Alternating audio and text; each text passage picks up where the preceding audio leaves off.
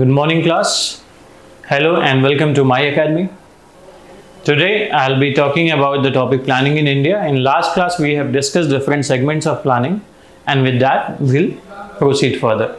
In that way, we will be doing different segments, and that will include different sets of points with planning. With planning, if we will be doing things, so first and foremost thing is, let me just recreate the view for you. हमने planning की बात की, planning में हमने planning commission की बात की, and with that planning commission हमने कुछ 5 years प्लान डिस्कस किए. जब हमने फर्स्ट 5 year प्लान डिस्कस किया, तो ये जो फर्स्ट 5 year प्लान था, it was related to agriculture, mostly agriculture पे बेस्ड था. दूसरा जो 5 year प्लान था, सेकेंड FYP, वो आपका इंडस्ट्रियलाइजेशन पे बेस्ड था. After industrialization, the third fin and 5 year plan was based on agriculture plus industry, तीनों पे था, but it failed due to several reasons. वो मैंने आपको बताया था. पहला ऐसा रीजन जो था वो आपका 1962 की वॉर को लेकर के था, दूसरा 1965 वाली वॉर था, और तीसरा ड्रॉट था. And due to both these conditions, food crisis तो कंट्री में थे ही थे, और यूएसए ने PL 480 को बंद कर दिया, जिसकी वजह से कंडीशन और ज्यादा बढ़ गई. देयर आफ्टर 3 साल का एनुअल हॉलीडे था, मतलब प्लान हॉलीडे कह लो या एनुअल हॉलीडे कह लो. उन 3 सालों में कोई प्लान नहीं बना था 1966 से 69 के बीच में. Thereafter we came up with 4 FYP, where we talked about self-reliance, majorly in food grains, and also in other sectors as well. Thereafter, we came up with 5th 5 year plan. August 5 year plan में we had discussed about again self-reliance, and one aim was poverty reduction by the government. And thereafter, another point was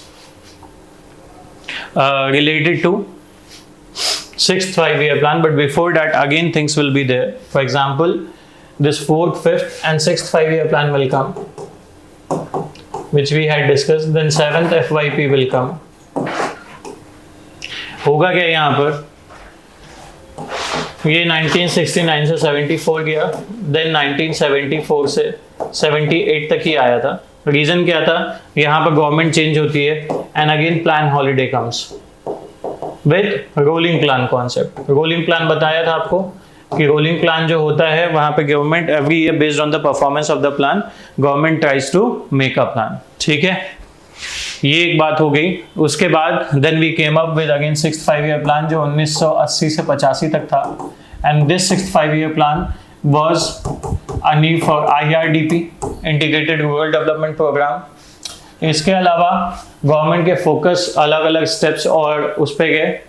ठीक है, there after यहाँ से कहानी थोड़ी सी liberalisation की तरफ शुरू होती है. लिबरलाइजेशन में जो मेजर कॉन्टेक्स्ट था, वो एक ज्वाइंट वेंचर आया था मारुति और सुजुकी के बीच. जब पहली मारुति सुजुकी की 800 कार फिर बन के आई थी.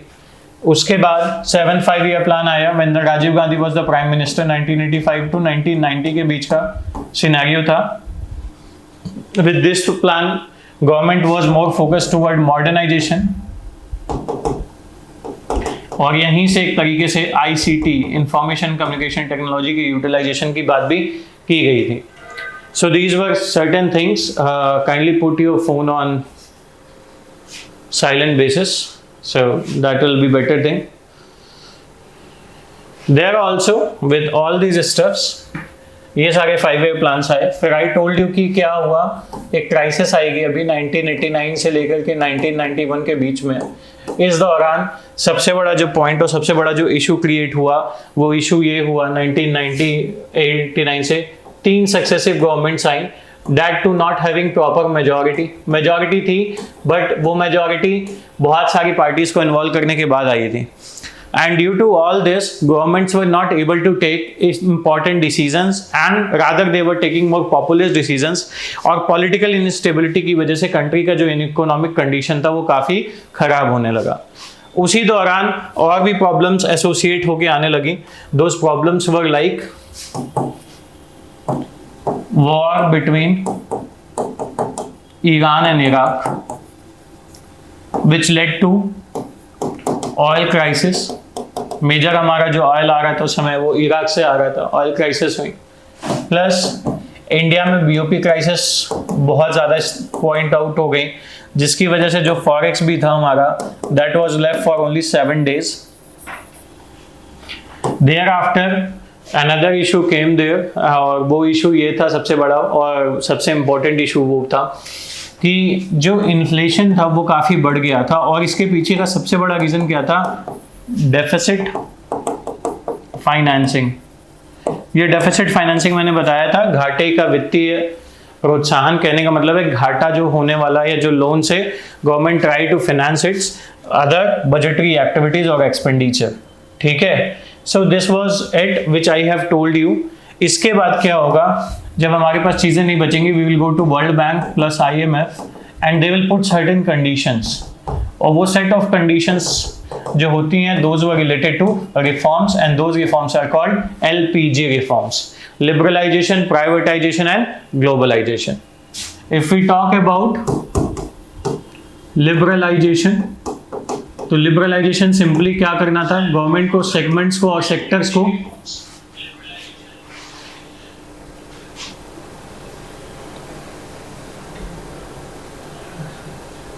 with the Bluetooth. So because might be anyways, yeah, liberalization, privatization and globalization. With liberalization, privatization and globalization का context जब आया, so liberalizing the sectors which were under government control, complete government control, because तकरीबन 18 ऐसे major sectors थे जो government के control में थे। कंप्लीट मोनोपोली जो थी वो गवर्नमेंट की थी, no private sector was allowed. आज की डेट में अगर हम देखें तो 1 से 2 ऐसे ही सेक्टर के कोर एरियाज हैं जहां पर आपको नहीं मिलेगा। फॉर एग्जांपल एटॉमिक एनर्जी का सेक्टर है, that is completely under government's control. Also to certain extent जो डिफेंस प्रोडक्शन है, अभी भी we are making different segments in defence, also privatise कर रहे हैं चीज़ों को और ऑल्सो प्राइवेट सेक्टर को इन्वॉल्व कर रहे हैं, but still larger part of defence, larger part of railways even is with the government sector.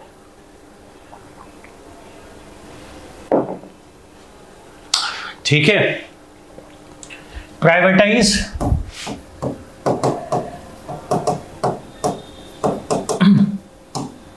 कुछ कोर सेक्टर्स को छोड़ करके बाकी सेक्टर्स को प्राइवेटाइज करने की बात हुई। एंड ग्लोबलाइजेशन से सिंपल था, ये सारी चीजें हम और अच्छे से डिस्कस करेंगे इंडस्ट्रियल रिफॉर्म्स में। अभी बस एक पासिंग रिमार्क की तरह मैं लेके चल रहा हूं इसको। तो ग्लोबलाइजेशन से सिंपल ये था, opening the economy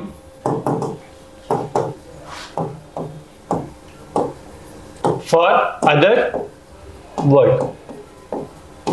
That means बाकी दूसरे देशों के साथ हमारा वस्तुओं और सेवाओं का आदान प्रदान शुरू हो गया विद ग्लोबलाइजेशन, वैश्वीकरण से। ये स्टेप्स थे जो कंडीशनैलिटीज थी ओपन अप इकोनॉमी करने की, वो IMF और वर्ल्ड बैंक ने रखी और उसके बिहाफ पे गवर्नमेंट को सपोर्ट करने की पूरी कोशिश की। अब बात करते हैं, वापस चलते हैं उन पॉइंट्स पे जहां पे हमने कल की लास्ट की क्लास को खत्म किया था।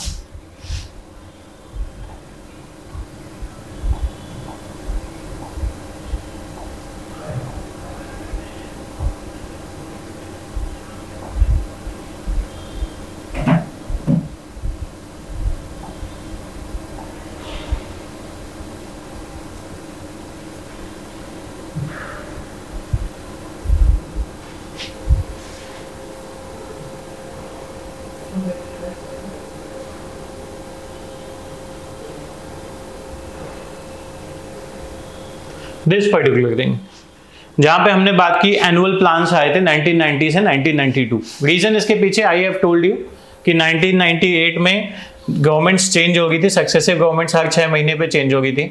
और आपको पता भी होगा कि अलग अलग प्राइम मिनिस्टर्स उस समय हुए, मिस्टर वीपी सिंह हुए और भी लोग हुए। तो उस दौरान 1989 से 1991 का जो दौर था वो बहुत ही हाईली पॉलिटिकली अनस्टेबल कंडीशन थी, और उस हाईली पॉलिटिकली अनस्टेबल कंडीशन की वजह से जो इंडिया की वर्ल्ड लेवल पर क्रेडिट रेटिंग थी, वैसे तो अभी इस क्रेडिट रेटिंग का बहुत महत्व नहीं था, बट ये भी बहुत डाउन हुई। अपार्ट फ्रॉम इट जो ऑयल क्राइसिस हुए उसकी वजह से the conditions became worse because transportation was the main source, और डीजल चाहिए था even for the railway transportation. उस समय कोल और diesel was the major functioning. So वो एक प्रॉब्लम थी। उसके अलावा जो बैलेंस ऑफ पेमेंट था debt also went down to a level कि केवल 7 दिन का फॉरेक्स गवर्नमेंट के पास बचा था। With all these conditions at that time, then finance minister Mr. Manmohan Singh went to World Bank and IMF. World Bank और IMF ने इनको बोला कि first and foremost thing you need to do one thing. आप अपने वहाँ जो monopoly system लगा रखा है आपने, मोनोपोली सिस्टम ऐसा था कि एक कंपनी केवल एक ही उत्पाद बनाएगी, उसको हटा करके उसको एक कॉम्पिटिटिव मैनर में अलग अलग प्राइवेट सेक्टर की कंपनीज को इन्वॉल्व करिए, so that you will also get a better price of a good, and जो प्रोडक्टिविटी है वो भी इंक्रीज करेगी। That was one such thought. Apart from it जो स्ट्रक्चरल बॉटलनेक्स थे, आपने कभी कभी सुना होगा परमिट राज, या परमिट मिलना बहुत मुश्किल होता था बिजनेसेस को करने के लिए। Also the trade practices were restrictive in nature, जिसको उन्होंने बोला आपको रिस्ट्रिक्ट नहीं करना है, you need to promote it. Also the other points were, उन्होंने बोला कि आपको अपनी इकोनॉमी में सिग्निफिकेंट चेंजेस करने होंगे, where you need to liberalise, privatise and globalise your economy. Liberalise करने का मतलब ये था कि फॉरेन इन्वेस्टमेंट एफडीआई वगैरह को अलाउ करना कुछ पर्टिकुलर सेक्टर्स में, सेक्टर्स को एकदम से क्लोजेड में नहीं रखना, सेक्टर्स को लिबरलाइज करना सो दैट प्राइवेट इन्वेस्टमेंट्स और फॉरेन इन्वेस्टमेंट्स उन सेक्टर्स में आ सके, ताकि इकोनॉमी में इन्वेस्टमेंट आए, सो दैट जो इकोनॉमिक साइकिल है वो प्रॉपरली चले। पहले क्या था, इंडिया प्रोड्यूसर्स मार्केट थी। प्रोड्यूसर्स मार्केट का मतलब क्या है, गवर्नमेंट ने बोला आपको किसी भी चीज के 100 पीस ही बनाने हैं तो they will only make 100 pieces. So government ने एक शिफ्ट लिया इस प्रोड्यूसर्स मार्केट से कंज्यूमर मार्केट की तरफ। दिस लेड टू व्हाट, जो मार्केट की डिमांड है उसके according they will produce, and this led to profit making in manufacturing industries at the same time. फिर धीमे धीमे आप देखेंगे कि आगे चल के गवर्नमेंट चेंजेस करेगी। जो एमआरटीपी था, एमआरटीपी को उन्होंने चेंज करके आगे प्रमोशन के लिए ले आएंगे, कंपटीशन एक्ट ले आएंगे उसकी जगह, और भी बहुत सारी चीजें हैं। All these things I will be dealing with industrial reforms, और बड़े सेगमेंट में डील करेंगे हम इसको। देयर आफ्टर जब ये सारी चीजें हो गई, इंडिया ने कंडीशनैलिटीज मान ली, और उस टाइम पे then prime minister was Narasimha Rao, और नरसिम्हा राव के बाद फाइनेंस मिनिस्टर आपके मनमोहन सिंह थे। So they came up with the 9th 5-year plan. This 9th 5-year plan was based on input and output model, जहां पर कुछ इंपॉर्टेंट पॉइंट्स थे। The objective was related to, just a minute, 9th के पहले भी एक आएगा, 8th आएगा।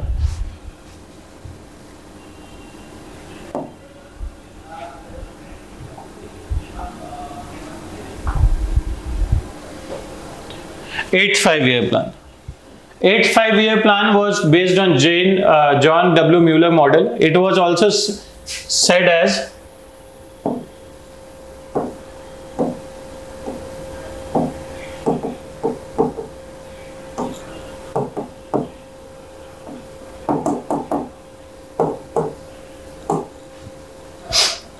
Manmohan-Gurdjieff model.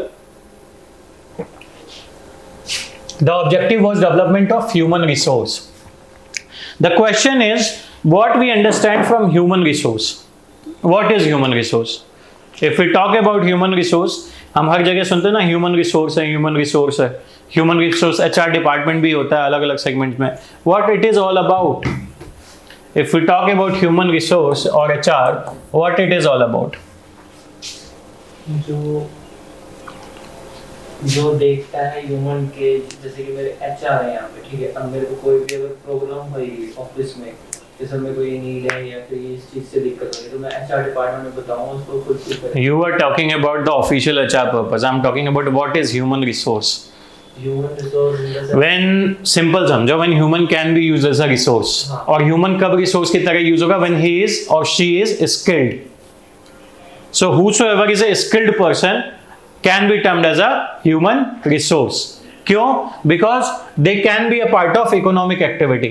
If I talk about unskilled people, so they can't give larger benefit to the economy than those skilled people.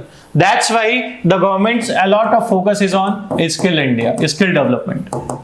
So this thought came here as well. Like from 1992, we started for development of human resource. और यहाँ पे एक आपको अच्छा point मिल जाएगा. Human resource का मतलब क्या था? जो एजुकेटेड यूथ है या जो ट्रेंड यूथ है, आपको पता होगा कि हम किस सेक्टर पे कूद गए थे? सर्विस सेक्टर पे. बिकॉज आफ्टर एलपीजी रिफॉर्म्स ज्यादा से ज्यादा जो एफडीआई आई थी वो किस पे आई थी? सर्विस सेक्टर पे.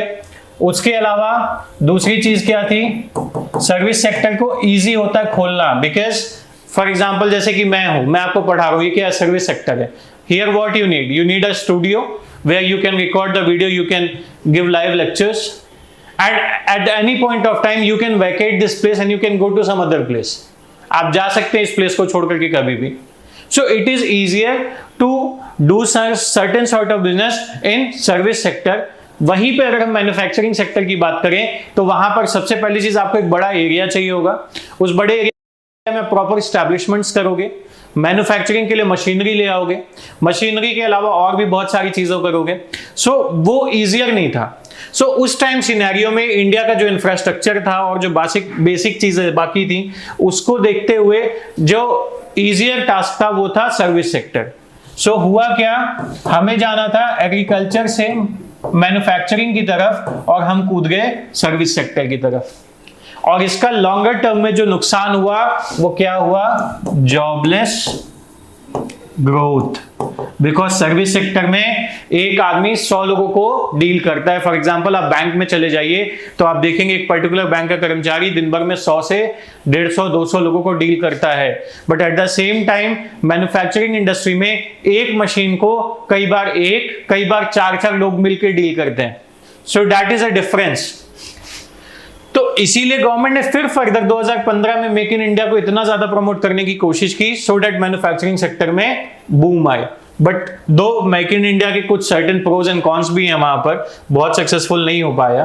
But let's come back to the topic. हम डिस्कस करेंगे make in India industrial reforms में. 8 FYP 1992 से 1997. Objective was development of human resource. Target क्या था? 5.6% एंड वी अचीव 6.7%. बिकॉज होता क्या है, जैसे अगर इंडिया का फास्टेस्ट ग्रोइंग स्टेट आप पूछोगे तो कौन सा होगा? बताओ कौन सा स्टेट है? You will be shocked but Bihar is the fastest growing state of India. Reason क्या है? जब आप कोई भी चीज स्क्रैच से शुरू करते हो ना, तो आप एक स्टेप भी लोगे तो वो ज्यादा सिग्निफिकेंट काउंट होगा. बट अगर वही चीज कहीं पे ऑलरेडी थोड़ी चीज बनी हुई है, you are doing certain improvement, तो आप उसमें जो भी स्टेप लोगे वो थोड़ा ही दिखता है. So with that way, because Bihar में काफी कुछ स्ट्रक्चरल डिफिशियंसीज थी, सो गवर्नमेंट कोई भी काम करेगी इवन इन द इंफ्रास्ट्रक्चर और to some other part, that will show more development as compare to other states. So because of that also Bihar is the fastest growing state of India. Then crucial time period था because बहुत सारे economic crisis आए, rising date burden था government के ऊपर, budget deficits भी थे, mounting inflation था, रिसेशन इन इंडस्ट्रियल सेक्टर था. अब देखो लिबरलाइजेशन के कॉन्टेक्स्ट में गवर्नमेंट ने एक और चीज की, सो दैट एफडीआई वगैरह और अच्छे से इनिशिएट हो सके, एक्सपोर्ट इंपोर्ट में और बेनिफिट मिले. गवर्नमेंट ने जो का एक्सचेंज रेट सिस्टम था, मतलब रुपए के बदले डॉलर लेने का या कोई अन्य मुद्रा लेने का, उसको पहले फिक्स्ड रखा हुआ था। इसको फिक्स्ड से हटा के उन्होंने फ्लोटिंग कर दिया, और फ्लोटिंग करने से क्या हुआ, अब ये मार्केट के ऊपर डिपेंडेंट हो गया, मार्केट के अकॉर्डिंग चलने लगा। Plus they also depreciated the rupee just to increase imports in the country. So these were certain important points जो आपको पता होने चाहिए कि गवर्नमेंट ने क्या क्या मेजर्स लिए थे उस दौरान। Thereafter, in 1993 प्रधानमंत्री रोजगार योजना started, and with the help of that they tried to provide employment in different segments and sectors also. Recession in industrial sector भी था due to red tapeism, और रेड टेपिज्म के अलावा जो करप्शन ऑनगोइंग था वो बहुत बड़ा प्रॉब्लम कर रहा था। अब देखो कि इंडिया ने एलपीजी रिफॉर्म्स अपनाया, चाइना ने इन रिफॉर्म्स को 1980s में अपनाया था, और रशिया ने भी अराउंड 1975 के आसपास दैट टाइम यूएसएसआर ने अपनाया था। बट आपको पता होगा due to structural deficiencies it led to disintegration of USSR, because जो सोशलिस्ट पैटर्न था, एक तरीके से सोशलिस्ट कह लो या कम्युनिस्ट कह लो, एक तरीके से ये सोशलिस्ट पैटर्न ने क्या किया, एक जकड़बंद कर दिया चीजों को। जकड़बंद का मतलब ये होता है कि ऐसी स्ट्रक्चरल डिफिशियंसीज में डाल दिया कि जो पब्लिक सेक्टर था वो रादर प्रॉफिट देने की जगह निगेटिव उसमें आ गया, प्रोडक्टिविटी बहुत लो हो गई, और इन सब की वजह से सीवियर इकोनॉमिक रिपरकशंस होने लगे बहुत सारी कंट्रीज में। सो कंट्रीज को ये समझ में आ गया कि socialist pattern is now failing. So what they did, they went on to a mixed type of economy segment, or there they started opening up their economy for other world also. You can see if we talk about China इस time पे सबसे powerful है economically भी, and to some extent military power के तौर पे भी काफी पावरफुल है। पॉइंट क्या है, चाइना ने अपने सारे रिसोर्सेज को बहुत अच्छे से यूटिलाइज किया, चाहे वो ह्यूमन रिसोर्स हो, चाहे लैंड रिसोर्स हो, या उनकी प्रोफेशनल टेक्नोलॉजीज का रिसोर्स हो, जिसको उन्होंने यूटिलाइज करते हुए आगे बढ़े। एंड बिकॉज ऑफ दैट अगर हम देखें तो चाइनीज इकोनॉमी इंडिया की इकोनॉमी से 3 टाइम ज्यादा है, more than 3 times it is bigger than Indian economy in real terms. We both started at the same day, like not the same day, same year, एक तरीके से बोले 1947 के बाद से till 1980s हम तब भी एक ऑलमोस्ट आसपास की सिचुएशन में थे, बट पोस्ट 1980s अगर हम देखते हैं तो China is far growth and developed than India. Reason उसके पीछे बहुत कुछ था, जिसका सबसे बड़ा रीजन ये था जो पॉलिटिकल सिनेरियो था कंट्री का, वो बहुत ही कॉम्प्लेक्स रहा है, एंड ड्यू टू दैट बहुत सारे स्टेप्स पे आप देखेंगे कि गवर्नमेंट हैज टू पे back with those points. So these were certain points from 1992 to 1997, that was 8 5-year plan. Now we'll be going with the next point, that is 9th 5-year plan. 9th 5-year plan की जब बात करोगे तो it was based on input output model, where the major objective was growth with social justice and equality. Growth with social justice and equality. Social justice, I have talked about social justice. Social justice का simple मतलब समझिए, जो सामाजिक न्याय है, जो equality की बात है, जो इक्विटी की बात है, वो सोसाइटी के हर एक सेक्शन को प्रोवाइड करना, दैट इज सोशल जस्टिस। जो स्पेशली वल्नरेबल क्लास है, जो बैकवर्ड क्लास है, सोशली और इकोनॉमिकली, सोशली और एजुकेशनली बैकवर्ड क्लास है, उनकी सिक्योरिटी और उनके बेनिफिट के लिए क्या कर रहे हैं हम, that is the question. Also, the target was 6.5% and it had reached to 5.35%. It was launched on 50th anniversary of India's independence as a social justice के context को, कि अब हमें social justice के सिनेरियो को रीच करना है। It didn't fail, like reason of failure was recession in international economy, but to certain extent, yes, we made good changes during this year, this 5-year plan. Those things were quality of life को improve करने की बात की government ने. आपको याद होगा इसी दौरान बहुत सारे लोगों को सिलेंडर प्रोवाइड किया गया था, चूल्हा प्रोवाइड किया गया था by the that government. Employment promotion के लिए स्कीम्स लेकर के आए थे. रीजनल बैलेंस को प्रमोट करने के लिए रीजनल लेवल पे डिफरेंट डेवलपमेंटल प्लान्स को डेवलप किया गया सो दैट जो रीजनल इम्बैलेंसेस हैं उनको कम किया जा सके. And self reliance and self dependence के लिए government was focusing on different segments and different things. This was the time period when major advancement and second generation changes in the economy has happened, and those changes has led to the current economic growth of India also. And this was the time when the government was focusing more over providing the growth with a social justice context where inclusion of different segments and sectors of the society can be ensured. Clear? Next to it, 10th 5-year plan. This 10th 5-year plan, which was again a statement of planning commission. No, this was not the thing. They have followed the same plan.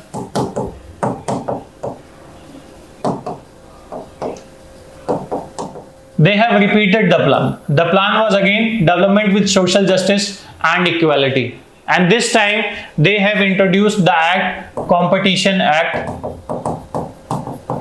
where what they did with this Competition Act कि जो नई companies भी हैं government will try to give a free and fair platform to each and every company so that each and every company can grow at the same time.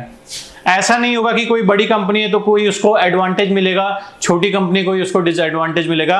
Everybody will play fair at a very fair platform. उसके लिए government ने competition act लेकर के आई. Also the objective was development with social justice and equality. Social justice, सामाजिक न्याय के उसको लेकर के गवर्नमेंट चली और गवर्नमेंट ने प्रोजेक्ट किया कि will get 8% growth for this 5-year plan and they achieved around 7.8% almost every year with certain points and relaxations. The plan was more based on regional approach rather than sectoral approach. यहाँ पर कुछ important bills भी पास हुए थे. RTI, though it was not a part of 5-year plan, but some importance of this is there. Then government came up with a plan called National Rural Health Mission, राष्ट्रीय ग्रामीण स्वास्थ्य mission. Also राष्ट्रीय national rural employment programme भी शुरू किया था government ने 2006 में, which was another renamed as MG NREGA in 2009, जहां पे एक पर्टिकुलर नंबर ऑफ डेज जैसे कि करंटली 210 दिन है वो नरेगा के मजदूरों को, मनरेगा के मजदूरों को देने की बात है. और उससे क्या होगा, जॉब सिक्योरिटी क्रिएट होगी and further it will lead to social justice to people who were excluded for longer period of time from the process of development. Also, the reduction in gender gaps in literacy and wages by at least 50% by 2007 has also played a significant role. ये एक achievement था government का in last 50 to 55 years. So the major points here are, सबसे important चीज ये होनी चाहिए, जो गवर्नमेंट का फोकस पहले केवल एक सेक्टर पे होता था, now they have started focusing on almost all the sectors, जिसकी वजह से जो डेवलपमेंट था वो सारे सेगमेंट्स में पहुंचना शुरू हुआ, रीप होना शुरू हुआ. But at the same time government was also focusing on service sector और प्राइवेटाइजेशन. जो गवर्नमेंट सोशलिस्ट अप्रोच पे थी वो अब कैपिटलिज्म की तरफ बढ़ गई थी and this has led to an increase in jobless growth plus farmers distress भी बढ़ा because agriculture has lagged behind in past 10 years. So these were certain issues with this 5-year plan. फिर government को याद आएगी किसानों की और भी लोगों की, तो गवर्नमेंट फिर आएगी वापस, कहेगी भैया अब तो किसानों का भी ध्यान रखना है, बिकॉज किसानों को बहुत पीछे छोड़ दिया. फार्मर सुसाइड बहुत बढ़ गए थे, specially the states like Maharashtra. So The main targets related to this was like GDP growth 7.92%, agriculture and allied sector का growth 4% तो था, was significant, but at the same time government was not much focusing on it. Government was focusing more on different segments. Also 5% of reduction in poverty target was there, and government has achieved certain more segments. Just wait for a minute. If we leave it, we can leave it because this is a data which is not much significant for us. The data is current data. NHFS का जो fifth data है सर्वे का वो important है. 11th 5-year plan which has certain importance. Model was towards faster and more inclusive growth. This was mainly based on the Millennium Development Goals.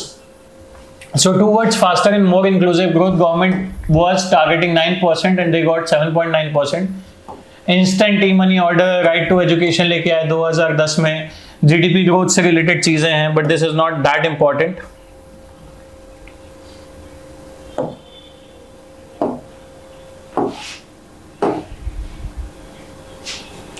12th 5-year plan, again इसका objective ही important है आपके लिए क्योंकि SDG आ गए थे तो sustainable development and more inclusive growth की तरफ गवर्नमेंट का फोकस हो गया था.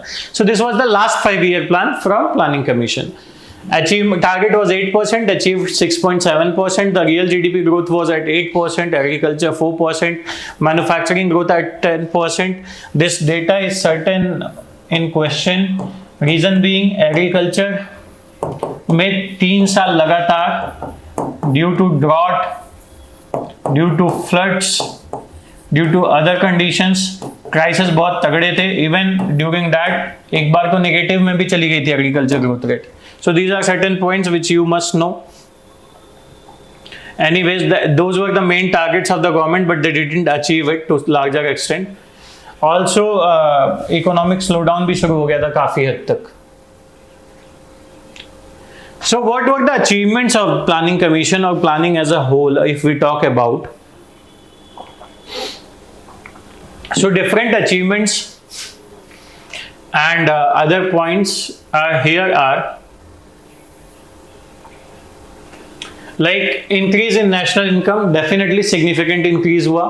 Per capita income भी, increasing saving and investment, institutional and technical change in agriculture to certain extent, yes.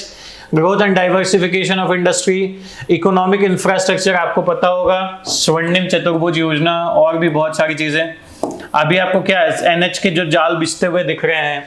Social infrastructure, schools, colleges, hospitals and other things, employment generation, right, international trade. So these were certain significant achievements जिसको आप points के साथ use कर सकते हो अपने exam में. Thereafter, thank you so much. This was all about planning. NITI Aayog के बारे में मैं आपको बता चुका हूँ. उनके 15-year एजेंडा, डेवलपमेंट एजेंडा के बारे में बता चुका हूँ. So this was it for planning.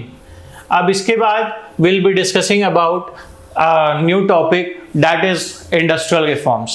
So I'll take 2-minute pause and thereafter we'll start the industrial reforms in India. The next topic is industrial sectors reforms in India. Industry की बात करेंगे. Agriculture पढ़ा चुका हूँ. Agriculture के बाद जो दूसरा सेक्टर आता है वो क्या आता है? इंडस्ट्री आता है. So will be talking about industrial reforms in India with different perspective, जहां पर हम मेजरली इंडस्ट्रीज की बात करेंगे और इंडस्ट्रीज के कॉन्टेक्स्ट में ही हम आगे गवर्नमेंट के इनिशिएटिव्स की बात करेंगे. Clear? So this segment will involve different set of questions from industrial point of view, largely based on mains perspective, because industry के जो क्वेश्चंस आते हैं या इंडस्ट्रियल डेवलपमेंट के क्वेश्चंस आते हैं that you can see in your mains examination. ठीक है? So let's start. If we talk about different industrial policies, so first and foremost policy came into being in 1948, where government come up with a mixed economy context, where more of the segments were with private sectors. अब देखो यहाँ पे क्या कैसे होगा.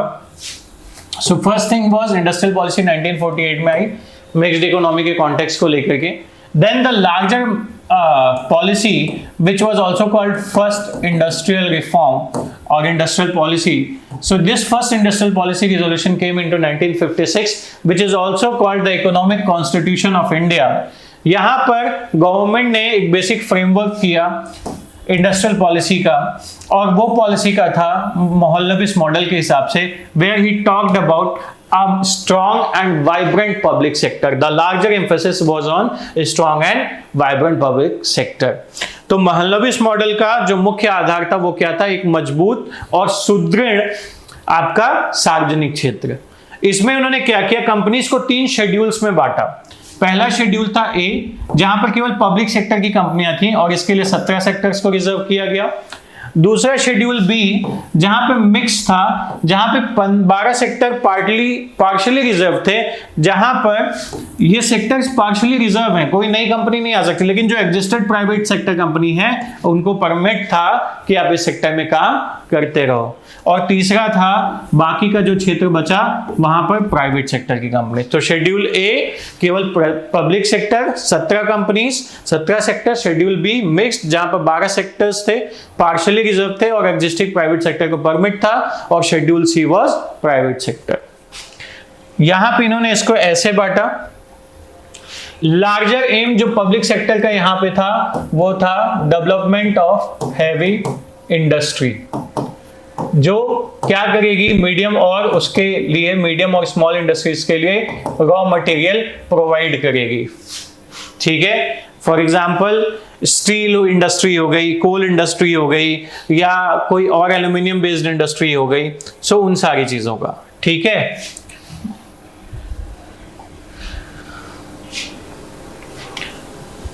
अब आगे देखो, इस पॉलिसी का जो इंडस्ट्रियल पॉलिसी थी रिजोल्यूशन 1956 का था, उसके और क्या इंपॉर्टेंट पॉइंट्स थे?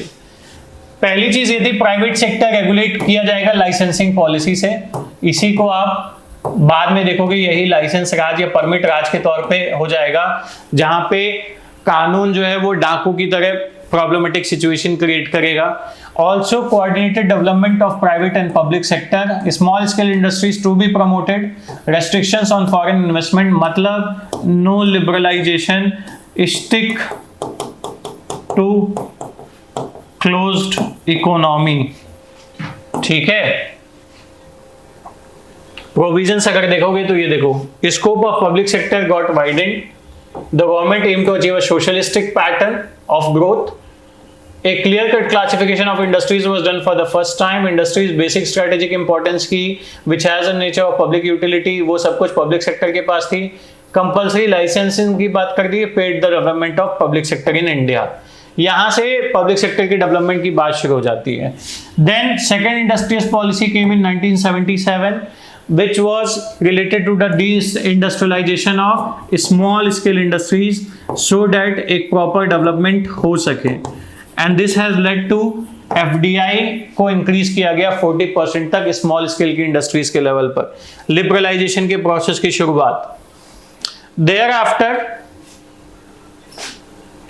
the industrial policy 1980 which was actual the मील का पत्थर या माइल का पत्थर, which led to selective liberalization, licensing norms को भी reduce किया गया और इंडस्ट्रियल इंपोर्ट्स को परमिट किया गया। Licensing norms reduce, industrial imports permit. जो MRTP था, monopoly and restrictive trade practice, और जो फेरा था,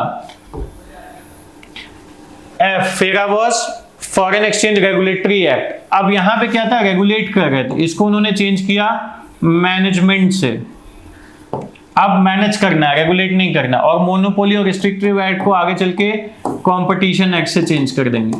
सो with that they did, MRTP के तहत क्या था कि मोनोपोली और रिस्ट्रिक्टिव था, एक कंपनी कोई पर्टिकुलर आर्टिकल बना रही तो फिर वो दूसरे सेगमेंट के आर्टिकल को नहीं बना सकती। Also the production and everything was based on governments rule and idea. ठीक है, बट ये धीमे धीमे अब इन्होंने चेंज करना शुरू किया। So this was industrial policy 1980। Selective liberalisation की बात हो गई, लाइसेंसिंग नॉर्म्स को भी रिड्यूस किया सो दैट लाइसेंसिंग इजी हो सके, और MRTP और फेरा को भी लिबरलाइज करने की कोशिश की। Then the actual policy, another policy comes with LPG reforms which I was talking about. This was the new industrial policy 1991 which talked about and focused about LPG reforms, that is liberalization, privatization and globalization. With all three, government tried to do different segments. अब liberalization में क्या था? Easing government norms. MRTP change किया competition से, फेरा FEMA बना दिया, easy की norms policies so that installation and also investments can increase, FDI को प्रमोट किया, privatization promoting the role and scope of private sector and globalization integrating domestic economy with world economy. सो समझ में आया liberalisation का मतलब, privatisation का मतलब और ग्लोबलाइजेशन का मतलब, ठीक है। It seeks to increase efficiency of industrial sector by providing greater market orientation and competition. क्या करना था? इफिशियंसी बढ़ाना था। कैसे? मार्केट पार्टिसिपेशन को बढ़ाते, कैसे? प्राइवेट सेक्टर को इन्वॉल्व करके, लिबरलाइज करके नॉर्म्स एंड रूल्स को, so that the involvement can be better and competition can be better at the same time. Clear?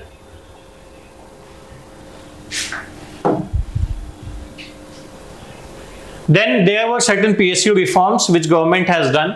D-reservation किया। डी-रिजर्वेशन का मतलब क्या हुआ? जो पहले रिजर्व PSUs थे उनको डी-रिजर्व किया। अब वहां पे प्राइवेट इन्वेस्टमेंट्स भी आ सकती हैं, प्राइवेट सेक्टर भी इन्वेस्टमेंट कर सकता है, प्राइवेट सेक्टर उसमें काम कर सकता है। तो जो 17 थी वो धीमे धीमे आके 2 से 3 हुई और अब 1 से 2 रह गई हैं to larger extent. Government also promoted disinvestment. Disinvestment का मतलब आपको पता होना चाहिए सेल और certain percentage of share of a PSU government will do what? Sale. ठीक है, जैसे कि डिसइन्वेस्टमेंट का क्या मतलब है? गवर्नमेंट ने किसी PSU में 25% हिस्सा बेच दिया या 49% हिस्सा बेच दिया या 51% हिस्सा बेच दे या 75% हिस्सा बेच दें, तो वो क्या कहलाता है? डिसइन्वेस्टमेंट कहलाता है।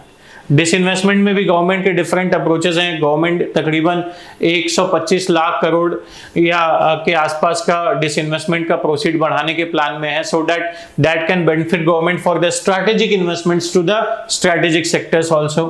Then professionalization of management of PSUs, यहां पर इन्होंने इन्वॉल्व किया कि प्रोफेशनलाइजेशन किया जाए, प्लस इंसेंटिवाइज किया जाए PSUs को अच्छा काम करने के लिए, और धीमे धीमे this has led to betterment of many PSUs। And sick PSUs के रिवाइवल की भी बात की और MOU साइन किया प्राइवेट सेक्टर के साथ, कंट्रीज के साथ, सो दैट इन सिक PSUs का रिवाइवल किया जा सके। This has all led to the reforms in public sector units. Also they given 3 credits of Maharatna, mini Ratna and Navratna based on their corpus, based on the overall profit they earn, the net worth they are having and other points with PSU reforms. Now what is disinvestment policy, which is an important point from your exams perspective. Disinvestment की जब हम बात करेंगे, so disinvestment has certain points. Disinvestment refers to government sale or liquidation of assets. It mainly compromise public sector firms, projects or other fixed assets from the federal and state governments. क्या है? Public sector firms हो गई, projects हो गए और fixed assets हैं, उनको disinvest करने की बात हो रही है। ये लिक्विडेशन ऑफ एसेट या सेल की बात हो रही है डिसइन्वेस्टमेंट में। गवर्नमेंट क्या करती है डिसइन्वेस्टमेंट से? अपना जो फिस्कल लोड है एक्सचेकर मतलब गवर्नमेंट के ऊपर, उसको कम करने की कोशिश करते हैं। And it also raises funds for specific projects such as covering an income shortage from another source. The transfer of shareholding of a public entity to another entity is known as strategic disinvestment. What this happens to it? जो पैसा आया यहाँ से वो they will utilize in some strategic sector development, like railway के development में, defence के development में, इंफ्रास्ट्रक्चर के डेवलपमेंट में, that can help the government to grow better, the economy grow better at the same time. ठीक है। Impact, what are the certain impacts which were based on this? So first such impact is industrial productivity has increased as the incremental, just a minute,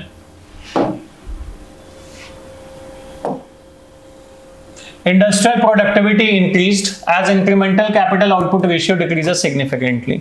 ये क्या होता है? ये ICOR क्या होता है? Industrial incremental capital output ratio क्या होता है? यहां पर लिखा हुआ इंक्रीज इन कैपिटल और net increase in output divided by net increase in output. होता क्या है, किसी पर्टिकुलर चीज को या किसी पर्टिकुलर इंडस्ट्री में, फॉर एग्जांपल किसी पर्टिकुलर इंडस्ट्री को 100 यूनिट्स ऑफ बल्ब्स बनाने थे, ठीक है, इसकी जो कॉस्ट आनी चाहिए थी वो तकरीबन 1000 रुपए उनके लिए आनी चाहिए थी, but due to certain problems and inefficient conditions इनको इसमें 200 रुपए और डालने पड़े। ये जो 200 रुपए एक्स्ट्रा इनको डालना पड़ा वो वही इंक्रीज है कैपिटल में जो आउटपुट में ज्यादा लगा। उससे क्या हुआ, जो प्रोडक्टिविटी थी of the economy of the particular sector वो डाउन हुई, एंड उससे क्या हुआ, जो आईकॉर था वो बढ़ गया। सिंपल समझो, इंक्रीमेंटल है कैपिटल में, जो कैपिटल ज्यादा लगाना पड़े किसी पर्टिकुलर प्रोडक्ट को प्रोड्यूस करने में या उसके आउटपुट में, दैट इज योर आईकॉर। और आईकॉर जितना कम होगा इकोनॉमिक ग्रोथ उतनी अच्छी होगी। Clear? Next to it, this is a data which has been taken from the economic survey 2022 and 2023। अगर हम देखें तो जो ग्रॉस वैल्यू एड है उसमें इंक्रीज हुआ है इंडस्ट्रियल सेक्टर में, that is 3.7%, that's a good thing first half में, और एवरेज ग्रोथ जो है वो 2.8% की है, ठीक है, क्योंकि बीच में डिक्रीमेंट भी था। Points are there, you can also go ahead with the points. दूसरी रिफॉर्म से बेनिफिट क्या हुआ, जो इंडस्ट्रियल प्रॉफिटेबिलिटी थी वो इंक्रीज हुई। निगेटिव पॉइंट क्या था, जो एमएसएमईज थे, जो माइक्रो स्मॉल मीडियम इंडस्ट्रीज थे वो सिग्निफिकेंटली कम हुए। उसके पीछे का कारण क्या था, जब देश में निवेश आने लगा तो उस निवेश में मल्टीनेशनल कंपनीज आई, जिन मल्टीनेशनल कंपनीज के पास रिसोर्सेज भी थे, संसाधन भी थे और तकनीक भी थी, that is technology. With that problem जो एमएसएमईज थे वो हार्डली रिसोर्सेज और टेक्नोलॉजी दोनों में तो पीछे थे ही थे, प्लस मैनुअल लेबर भी ज्यादा थी वहां पे। So because of all these reasons MSME sector जो एमएनसीज थे उनसे फाइट करने में पीछे रह गई, and they led to the decrease और significant decrease in the growth of MSME sector at the same time. Also growth of consumer good increased than growth of capital goods. Capital goods की growth कम हुई और consumer goods की growth ज्यादा हुई, because India became largely a consumption based market, because being very populous and other reasons। Industrial growth rate के बारे में है, जीवीए went to -1.4%, 19-20 में -3.3% आ गया था, फिर 21-22 में बहुत तेजी से बढ़ा 10.3% पे आया, और 22-23 में 4.1% आया, ठीक है।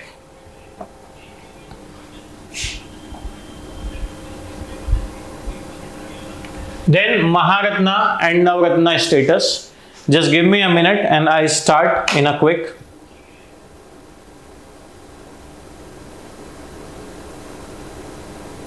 Ishan,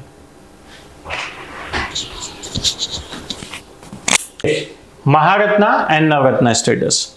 with Maharatna and Navratna status आपको पॉइंट्स पता होने चाहिए यहाँ पे, that might be asked specially in your PCS examination, कि किसी भी महारत्ना के लिए सबसे पहली चीज है, it should already having the status of Navratna. अब महारत्ना के साथ क्या है, जो एवरेज एनुअल टर्नओवर है वो 25,000 करोड़ से ज्यादा का होना चाहिए पिछले 3 सालों में, और एनुअल नेटवर्क जो है वो 15,000 करोड़ होनी चाहिए पिछले 3 साल में। So these are certain points. इसके अलावा जो स्टॉक मार्केट है वहां पर भी लिस्टेड होनी चाहिए, and that leads to the status of Maharatna.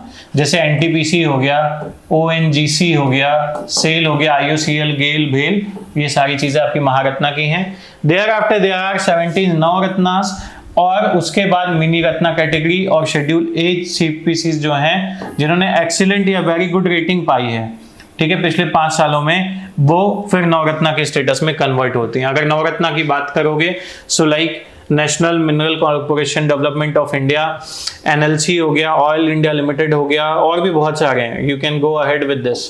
You need not to know the names, you just need to know which are Maharatna and which are Navaratna।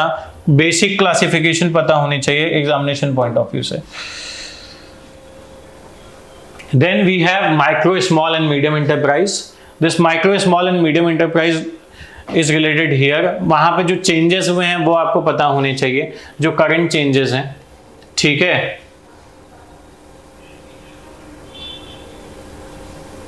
जो पुरानी क्लासिफिकेशन थी और जो नई क्लासिफिकेशन है उसके बारे में बात करते हैं। माइक्रो, देखो ये यूपीएससी का क्वेश्चन है इस साल का, they have given a point.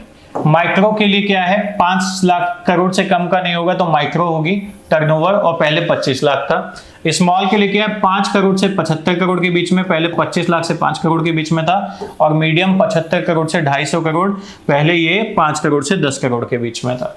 So this is the classification which you need to know कि 5 करोड़ से 75 करोड़ के बीच में अगर है तो स्मॉल है, और 75 से 250 करोड़ के बीच में तो मीडियम है, और 5 करोड़ से कम है तो माइक्रो है। ठीक है, सो ये चीज हो गई।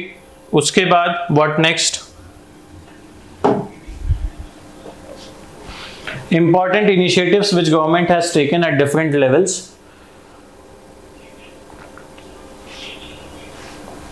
सबसे बड़ा इनिशिएटिव 2015 में लिया गया था, that was make in India.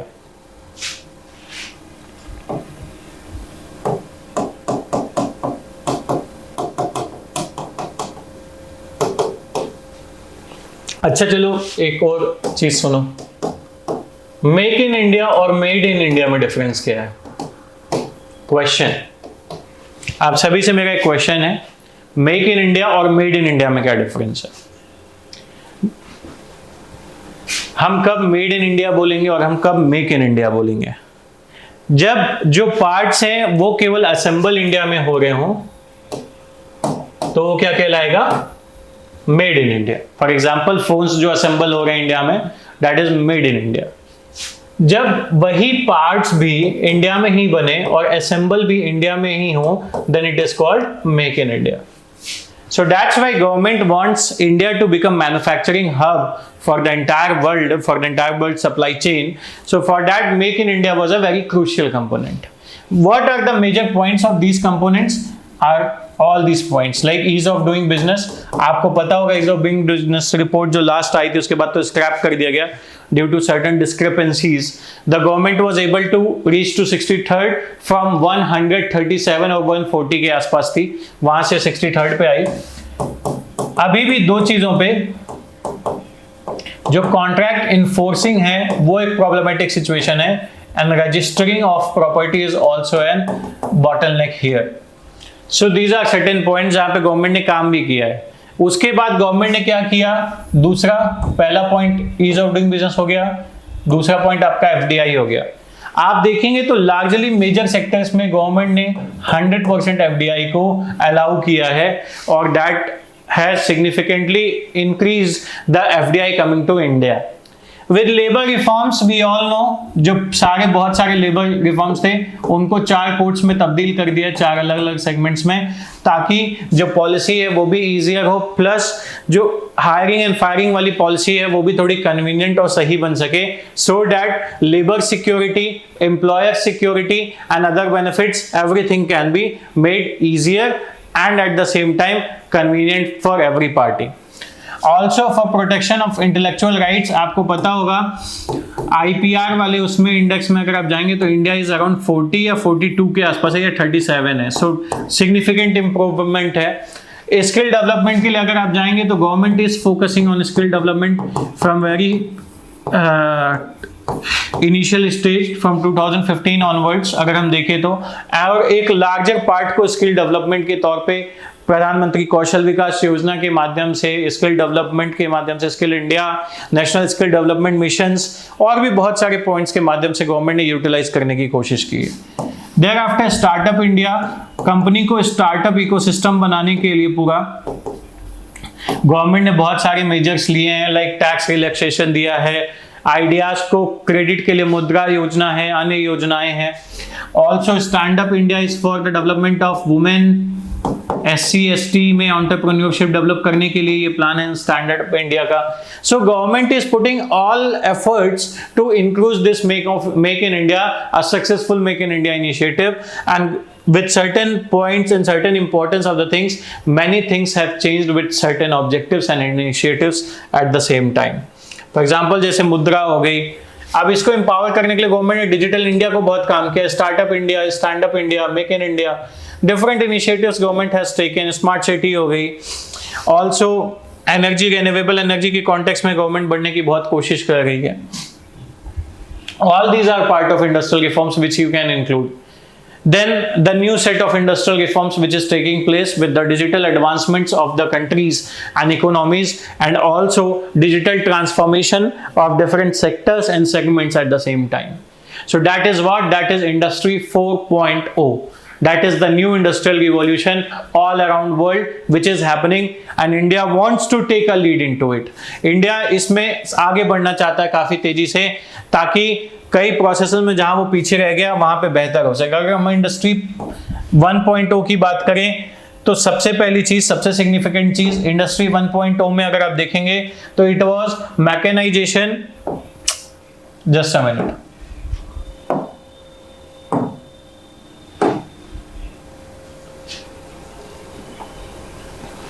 Industry 1.0 mechanization, steam power, weaving looms, ये सब थे। देन इंडस्ट्री 2.0 में क्या आया, मास प्रोडक्शन की बात हुई, असेंबली लाइंस और इलेक्ट्रिकल एनर्जी के माध्यम से चीजों की बात हुई।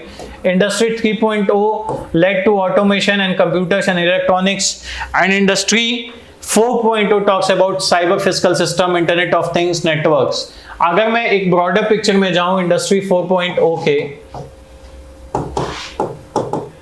तो आपने कई सारे पॉइंट सुने होंगे। For example artificial intelligence, driverless कारों के बारे में सुना होगा, तो आर्टिफिशियल इंटेलिजेंस के थ्रू ही we will be doing such car manufacturing. Thereafter internet of things, इसमें सेंसर्स, एक्चुएटर्स, ये सब सप्लाई चेन मैनेजमेंट के लिए यूटिलाइज किए जा रहे हैं। Then cloud based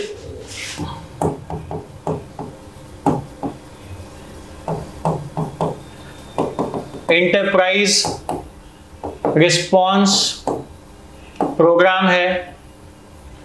What it is leading to? It is leading to a proper data and planning of the entire plant, and that can be shared to somebody else, and somebody who's sitting off the plant can utilize it and can use it at the same time. कहने का मतलब ये है कि for example मेरी कोई factory Dehradun में है, तो मैं यहाँ से उस फैक्ट्री की यूनिट को पूरा चला सकता हूँ through this cloud based ERP programs and other programs, और डेटा शेयरिंग ईजी हो सकती है ताकि अलग अलग जगह पे एक यूनिफॉर्मिटी बनी रहे। ठीक है। देयर आफ्टर 3D प्रिंटिंग हो गई। आपको पता होगा 3D प्रिंटिंग का बहुत अच्छा यूज है। Different type of goods, different sizes can be made possible. For example cars में अलग अलग साइजेस और वो चीजें हैं, उसको पॉसिबिलिटी के लिए बहुत बड़ा इंपॉर्टेंट रोल है। So industry 4.0 is nothing but it is electronic based industry to process which is the combination of human being and electronics. You can see all those points here. Then what else? Industry 4.0 includes, सबसे पहला point, it includes cyber physical systems, internet of things, big data analytics, cloud computing, cognitive computing, artificial intelligence, 3D printing and autonomous vehicles. See all these things we will be discussing in science and tech class with different points. You just need to know cyber physical systems क्या हैं, कैसे हैं। For example अगर आप यहाँ पे एक picture देखेंगे तो यहाँ पर आपको अलग अलग लेवल पर चीजें दिखाई गई, जैसे बिग डेटा एनालिटिक्स और एडवांस लॉगरिथम्स का यूज है ताकि जो डेटा और बाकी सारी चीजें उसको अच्छे से किया जा सके। Authentication and fraud detection, advance human machine है, IoT प्लेटफॉर्म्स है, मोबाइल है, क्लाउड कंप्यूटिंग है, ऑगमेंटेड रियलिटीज है, वेरिएबल्स हैं, बहुत सारी चीजें। So all these things come under industry 4.0। कुछ चीजें अभी मैंने डिस्कस भी की हैं आपसे।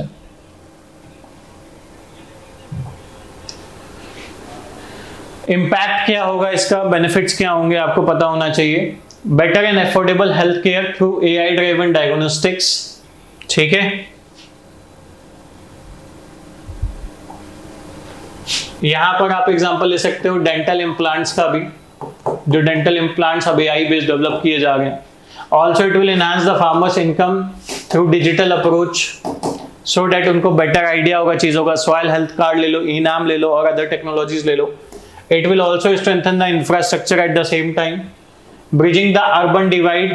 Urban divide का मतलब क्या, अर्बन और रूरल डिवाइड जो है उसकी बात हो रही है। Also it will improve ease of living and ease of doing business, that is also too. And smart city mission हो गए, ड्रोन पॉलिसीज हो गई, गति शक्ति स्कीम हो गई, ये सारे इसके पार्ट है इंडस्ट्रियल 4.0 के। अलग अलग चीजें देखो, अलग अलग यूटिलाइजेशन है यहाँ पे। सो this was it from industrial 4.0 which you need to know from economics perspective। And also अगर डिजिटल ट्रांसफॉर्मेशन होता है तो इकोनॉमी को जो बेनिफिट होगा वो 0.6 से 1% ग्रोथ रेट को बढ़ा देगा। So that is an very important point.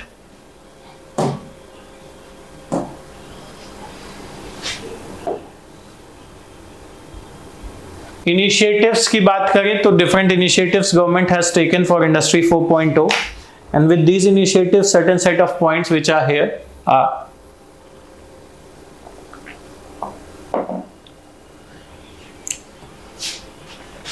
see Samarth,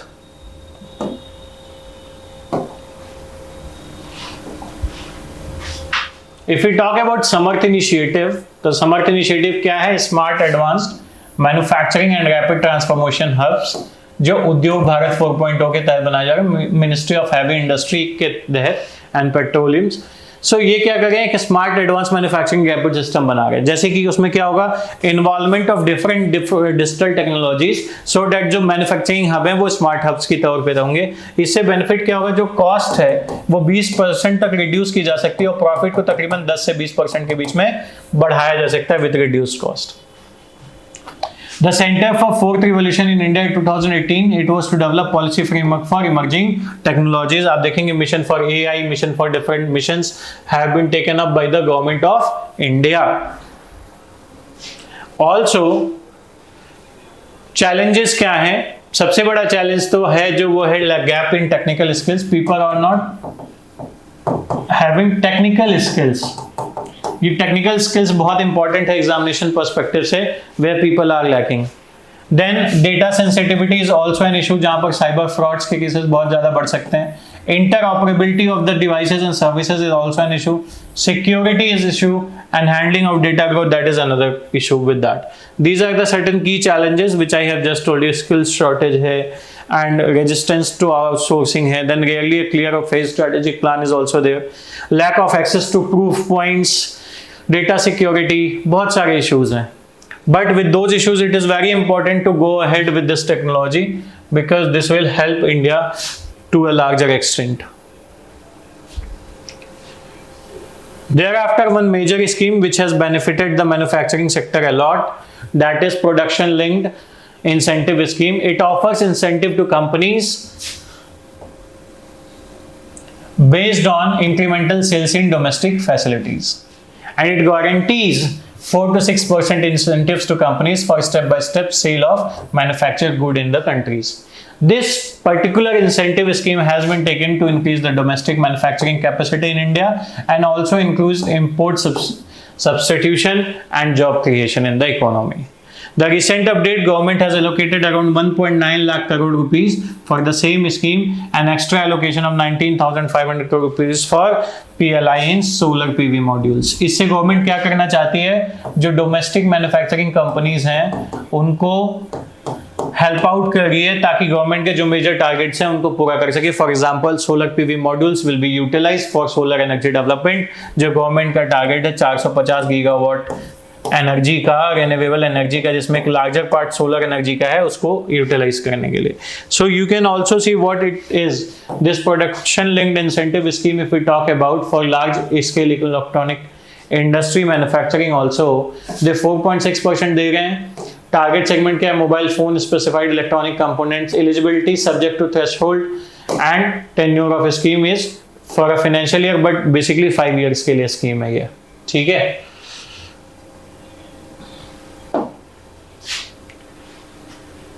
then जैसे कि अलग अलग इंडस्ट्रीज हैं, फार्मास्यूटिकल और मेडिसिनल टूल की इंडस्ट्री हो गई, इलेक्ट्रॉनिक्स इंडस्ट्री हो गई, मोबाइल इंडस्ट्री हो गई। यहाँ पर क्या PLI scheme for bulk grants and expenditure of ये aims to produce high value products and ये। अब 3 पॉइंट समझो PLI में जो पता होने चाहिए। क्वालिटी प्रोडक्ट पहली चीज, increase domestic manufacturing will lead to increase in sale also because of high rising demand, and both the things will lead to incentivize the manufacturers to PLI scheme. तो ये context है इसका.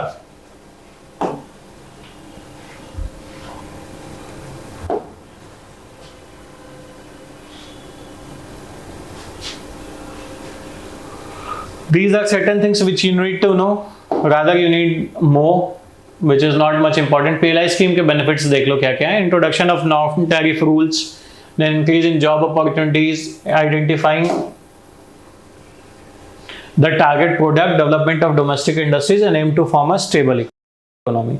With that, अगर आपको पता होगा तो जो एक निग्लिजिबल वो था 22 से 23% का इंक्रीज हुआ इलेक्ट्रॉनिक्स इंडस्ट्री की मैन्युफैक्चरिंग में. So that is a very significant increase through PLI.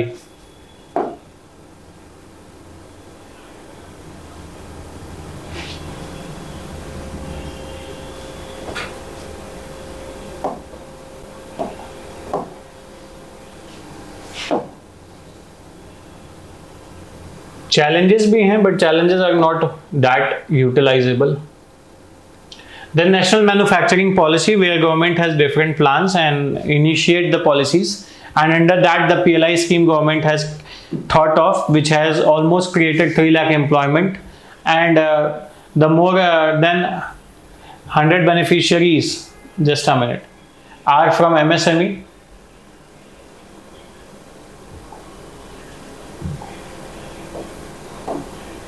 Investment 47,500 and Make in India covers a total of 24 subsector. It will enhance the ease of doing business. That is also a point. यहाँ पर आप देखो जो annual growth है manufacturing sector की IIP के हिसाब से लास्ट 3 इयर्स में क्या हुआ. पहले तो 19-20 में -1.4 चली गई थी जब कोविड नहीं आया था. कोविड तो 20 में आया है. कोविड के टाइम पे ये हो गई थी, फिर ग्रोथ बढ़ी 11.8% हुई और फर्स्ट हाफ के लिए इस 22-23 में फाइनेंशियल ईयर फर्स्ट हाफ के लिए ये 9% के आसपास है. So that is a good growth. Thereafter,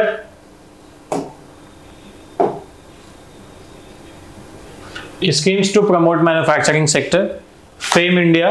FAME India is faster adoption and manufacturing of hybrid and electric vehicles.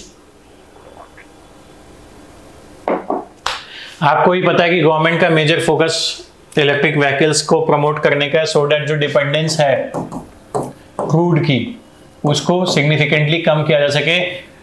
जो गवर्नमेंट का जो ट्रेड डेफिसिट है उसके बर्डन को भी कम करेगा. At the same time the program semiconductors के ऊपर भी गवर्नमेंट फोकस कर रही है.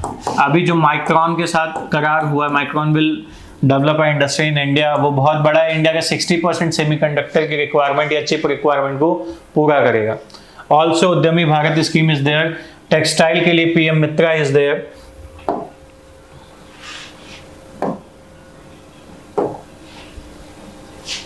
And this was it from industrial reforms in India.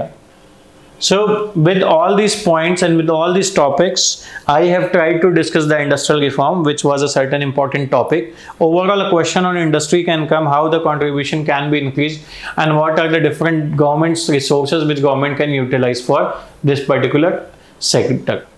Because industry का डेवलपमेंट सबसे ज्यादा जरूरी क्यों है वो आपको पता होना चाहिए. सबसे पहली चीज ये है, इंडिया क्या है, कंजम्पशन बेस्ड इंडस्ट्री है और इकोनॉमी है, नॉट इंडस्ट्री, इकोनॉमी. अब कंजम्पशन बेस्ड ज्यादा है और कैपिटल गुड्स पे खर्चा कम होता है.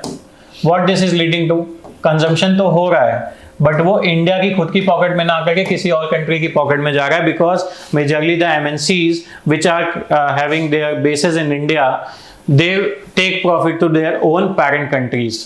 वो सिंपल लाजमी भी है कि जो जहाँ की कंपनी होगी पेरेंट कंपनी को वो प्रॉफिट जाएगा.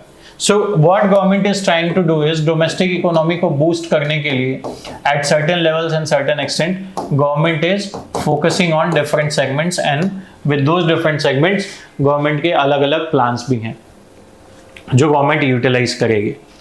ठीक है. सो पॉइंट क्या है इंडस्ट्री या मैन्युफैक्चरिंग का. सबसे पहली चीज लेबर इंटेंसिव. लेबर इंटेंसिव से बेनिफिट क्या है, एम्प्लॉयमेंट जनरेशन जो है वो एट अ हायर साइड है. दूसरा, प्रोडक्टिविटी लो है अगर प्रोडक्टिविटी अच्छी होगी तो they will lead to economic growth with better profits always, also with increasing the revenue. तीसरा पॉइंट ये है कि जो एक्सपोर्ट है इंडिया का वो तभी बढ़ पाएगा जब हमारे पास क्वालिटी प्रोडक्ट्स होंगे या क्वालिटी गुड्स होंगे। So with all these points, government is trying to make industry sector a better sector as well as more contributing sector in the economy.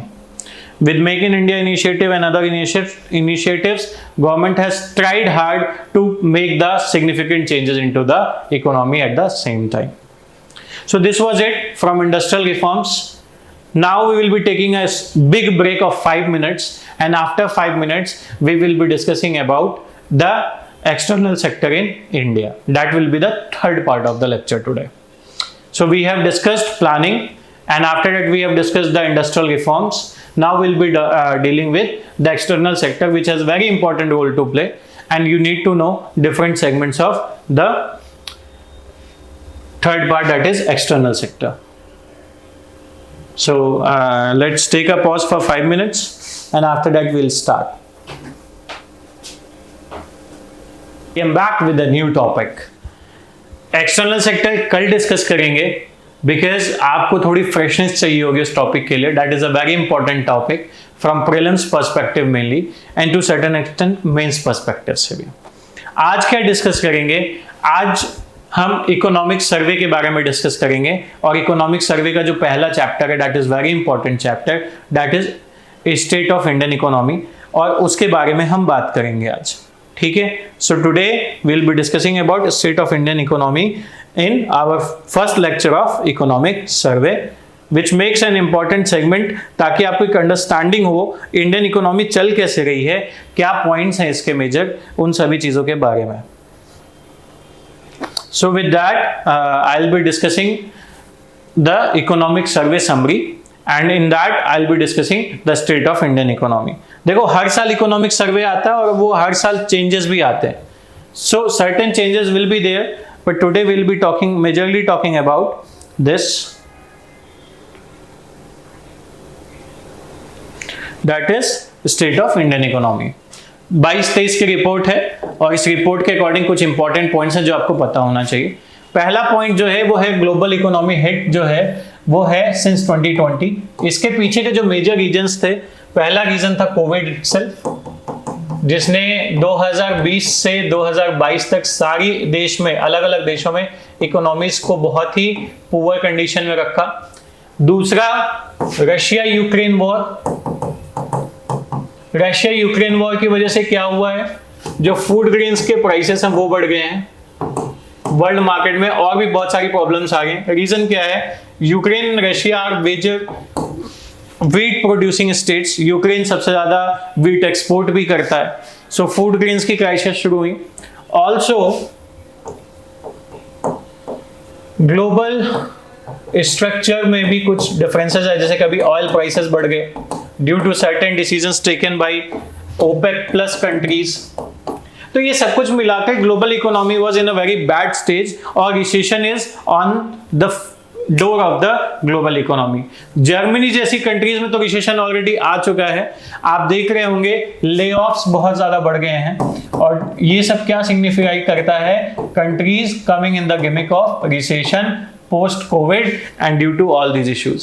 So with pandemic induces the contraction of the economy's global output, followed by Russia-Ukraine war conflict leading to a worldwide surge in inflation. I told you inflation हर जगह बढ़ रहा है, and due to that the countries what they are doing, policy rate में hike कर रहे हैं, and this is leading to widening the current account deficit. अब यहाँ पे कुछ पॉइंट्स है. पहली चीज मैंने बोला था मॉनेटरी पॉलिसी, जब इन्फ्लेशन ज्यादा होगी तो कौन सी मॉनेटरी पॉलिसी होगी?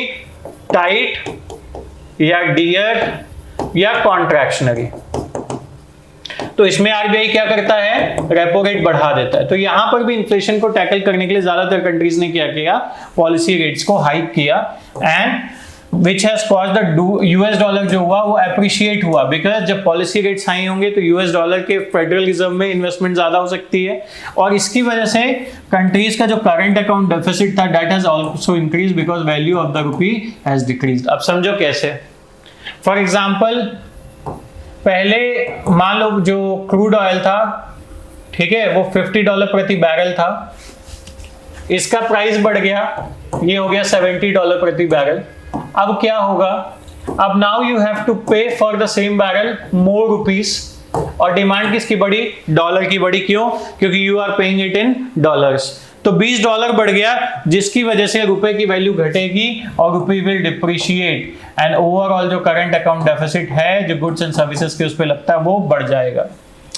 ऑल्सो इंक्रीज इन्फ्लेशनरी प्रेशर है नेट इंपोर्टिंग इकोनॉमीज पे। क्यों, बिकॉज जैसे कि मान लो रशिया यूक्रेन वॉर हुआ तो व्हीट का एक्सपोर्ट हो रहा था, सनफ्लावर का एक्सपोर्ट हो रहा था, वो सारी चीजों में दिक्कत आएगी, और उससे क्या होगा, global prices of food grains बढ़ गए, अदर चीजें बढ़ गई, क्रूड ऑयल के प्राइसेस बढ़ने से ट्रांसपोर्टेशन कॉस्ट बढ़ेगी, that will again led to inflation in the economy. Also lowering of the global growth forecast by IMF in October, update world economic outlook, इन्होंने पूरी ग्लोबल ग्रोथ रेट के forecast को भी कम कर दिया। So this was an introductory part from state of Indian economy report. अब हम ये देखेंगे ऐसी कंडीशंस के बाद भी इंडियन इकोनॉमी कैसे ग्रो कर रही है। So with that if we see, Indian economy almost recover कर रही है फाइनेंशियल ईयर 2022 में।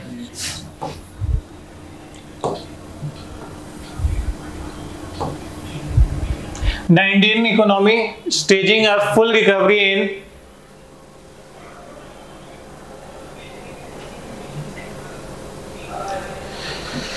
ahead of financial year 2022। काफी नेशंस में जो अभी भी फंसे हुए हैं और उसके बाद भी अगर प्री पैंडेमिक ग्रोथ के पाथ पे वापस जाने की पूरी कोशिश में है फाइनेंशियल ईयर 2023 में।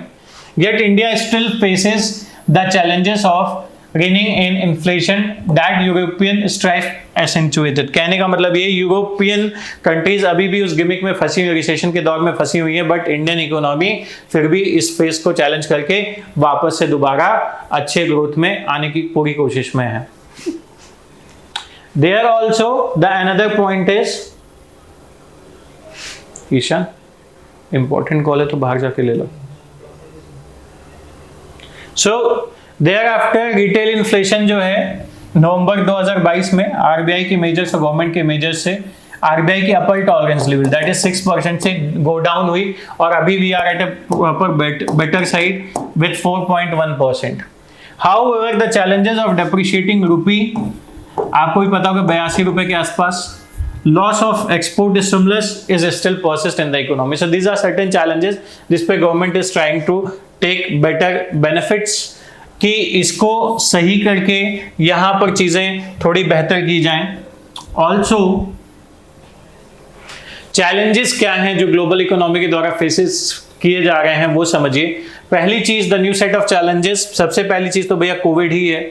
कोविड पैंडेमिक जो नोटिफाई हुआ जनवरी 2022 में WHO के द्वारा, उसने पूरी देशों की इकोनॉमिक अर्थव्यवस्था को ऐसा चौपट किया कि स्ट्रक्चरल डिफिशियंसीज थी वो खुल के बाहर आ गई, और बहुत सारे देश उसके दुष्चक्र में फंस के रिसेशन के ऐसे गहरे जाल में फंसे हुए हैं कि वहां से निकलना बहुत मुश्किल है। फॉर एग्जांपल श्रीलंका का एग्जांपल आप ले सकते हैं, जो पूरी की पूरी इकोनॉमी इंडस्ट्री जो थी वो टूरिज्म पे बेस्ड थी, but due to covid complete closure of the borders बहुत सारे इश्यूज हुए और सीधे इकोनॉमिक फॉल डाउन हुआ श्रीलंका जैसी कंट्री का।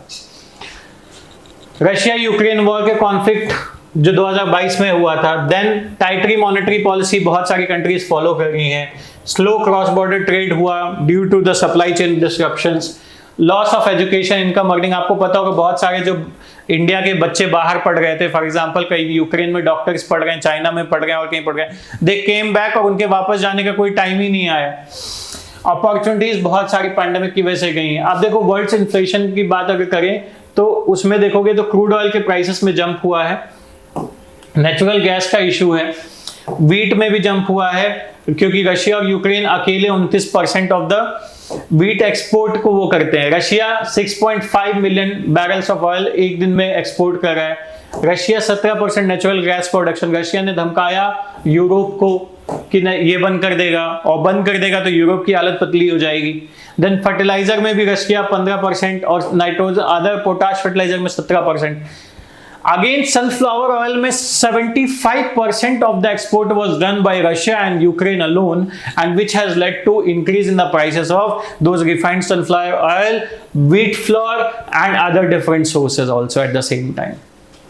So this has led to major challenges with many economies which were sustaining based on natural gas. For example, the European countries which are morely based on natural gas due to the extreme weather conditions there. So they are lacking, they are also having fear, they have to pay more for different reasons also.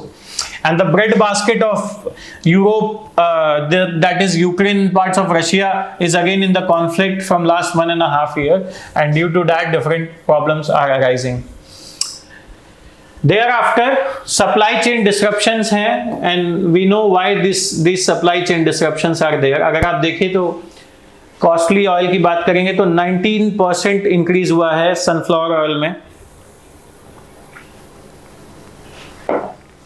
Sunflower oil की prices में। Palm oil again export 11% का है। बाकी में भी आप देखेंगे तो वहां पर वीट में 2.2% का, वीट फ्लोर में 1.7% है, 8.6% वनस्पति ऑयल में due to this conflict between Russia and Ukraine. Then the Russia and Ukraine conflict had disrupted the restoration of supply chains earlier disrupted by lockdowns. So क्या हुआ, 2020 से disruption शुरू हुआ and it has led to 2023 अभी भी disruptions चल ही रहे हैं due to all these issues. Trade traffic limited है, cause the prices of critical commodities such as crude oil, natural gas and fertilizer weak to shore. इनके prices क्या हुए, बढ़ गए। Also इन्होंने prices बढ़ने से जो inflationary pressure था countries पे, जहाँ पे जो economy में वो कर रहे थे, उसको trigger किया। Because अब क्या है, inflation को meet out करने के लिए या inflation की दिक्कत की वजह से जो capital expenditure है वो curb down हो जाएगा, नीचे हो जाएगा। And this rising commodity prices also led to higher inflation in emerging economies. अब क्या है, higher inflation है तो you will be paying more for your consumption goods rather creating the assets or commodities at the same time. This was from the supply chain disruption, inflation and tight monetary policy. US Federal Reserve hike कर रहा है अपनी policy rates को, तो उसको देखते हुए पूरे देश हैं वो भी हाइक कर रहे हैं। Then outflow of equity capitals, आपको पता होगा जहां पर रेट ज्यादा अच्छा मिलेगा लोग वहां पे इन्वेस्ट करेंगे। So for example US dollar में अच्छा इन्वेस्टमेंट मिल रहा है, सो क्या होगा, जो एफपीआई इंडिया में है वो एफपीआई यहां से उठ के यूएस में जा सकती है, गई भी है। यूएस डॉलर स्ट्रेंथन हो रहा है, सीएडी बढ़ रहा है, इन्फ्लेशन भी बढ़ रहा है। प्रेशर कहां पे होगा, जो net importing countries like India and other countries also. Growth rates of global trade, retail sales, industrial have significantly declined also in the second of 2022. But with India, conditions have improved with passage of time. India में भी retail segment ने काफी अच्छा grow किया है वापस से Covid के बाद से। Also the non financial date sector of most economies have increased considerably as the percentage of GDP, and banks have reported much weaker earning growth due to higher policy rates. At the same time, demand will go down to curb the inflation. However, India is few country whose debt burden has declined over this period. That a very significant thing, and the banking and corporate balance sheet has also cleaned up. For example, 13% के पास NPA था, that has reduced to around 8%. So that shows a significant improvement in the economy. ठीक है बच्चों? Thereafter, macroeconomic and growth challenges Indian economy में क्या है, अब आप ये समझो। सबसे पहली चीज, कोविड की वजह से क्या हुआ, फाइनेंशियल इकोनॉमिक कॉन्ट्रैक्शन, इसमें क्या हुआ, रिकवर करने लगी, बट ओमिक्रॉन वेव आ गई जनवरी में, उससे भी थोड़ा सा प्रॉब्लम हुआ था, बट फिर भी ठीक था। कॉन्फ्लिक्ट इन यूरोप हो गया, inflation again above the target, rising in retail prices due to local weather conditions like excessive heat हो गया, अनसीजनल रेन्स हो गई, फ्लड प्राइसेस, फूड प्राइसेस बढ़ गए। Also government cut excise and custom duties and restricted exports to restrain inflation to certain extent. RBI ने क्या किया, repo rate बढ़ा दिया, rolled back to liquidity. This will hamper what, economic growth. क्यों, export कम हो रहा है, लिक्विडिटी बैंक की कम करने के लिए रेपो रेट आरबीआई ने बढ़ाया back to back. So things are there which has happened in India also.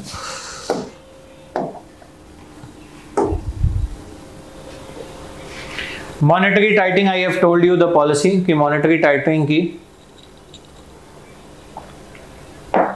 इसलिए कि जो डेप्रिशिएट रूपी तेजी से हो रहा था उसमें थोड़ी सी कमी आई और डोमेस्टिक इन्फ्लेशन प्रेशर भी बढ़ रहा था, सीएडी बढ़ रहा था, इन सबको ध्यान में रखते हुए also for FY23 India has sufficient forex reserve to finance its CAD and intervene in the forex market to manage volatility of Indian rupee. India के पास तकरीबन 13 से 14 महीने का अपना पूरा खर्चा निकालने भर का फॉरेक्स है। 21 रिकवरी वाली पीरियड थी for health and economies from the impact of pandemic. India exports surged in financial year 2022 and the momentum lasted up to first half of 2023. It is still lasting. United Nations Conference on Trade and Development has said कि latest global trade जो है और global target growth है वो negative जाएगी global half में due to Russia Ukraine war and other issues। बहुत सारी countries की negative गई भी है, ठीक है। So this is one। public debt rise हो रहा है, that is also a problematic thing। India की इकोनॉमी की बात करेंगे तो मॉनेटरी पॉलिसी टाइट होने की वजह से एक पॉइंट ये हुआ कि जो सीएडी था वो भी थोड़ा मैनेज हो गया। दूसरा ये था कि despite strong global headwinds and tighter domestic monetary policy, India expect कर रहा है कि अभी भी 7% पे ग्रो करेगा एंड बेस इफेक्ट के एडवांटेज के बिना। इकोनॉमिक रेजिलियंस की बात करेंगे तो डोमेस्टिक स्टिमुलस मिला है ग्रोथ को एक्सटर्नल स्टिमुलाई की जगह। प्राइवेट कंजम्पशन बढ़ा है, 58.4% क्वार्टर 2 में रहा है, highest among the second quarters of all the year since 2013-14 के बाद से सबसे ज्यादा रहा है ये and registered sequential growth of 16% in real terms in quarter 2 which is a very significant increase and showing resilience in the economy, ठीक है। Then universal vaccination, this universal vaccination, universal coverage of vaccination in India overseen by the government, it allow the people to come out of the streets and resume their businesses। definitely लोगों ने किया भी vaccination के बाद and rebound in consumption भी बड़ा pent up demand हुई, demand was increased and local phenomena was influenced by rise in share of consumption and disposable income also।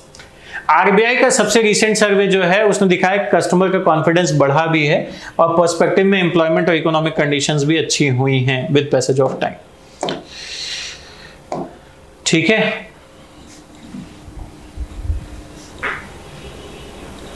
Thereafter, growth in housing market and construction demand for housing loan has picked up definitely। Construction activity भी काफी अच्छी हुई है, capex बढ़ा है काफी और government ने 100% यूटिलाइज किया सेंट्रल गवर्नमेंट ने अपने कैपेक्स टारगेट का।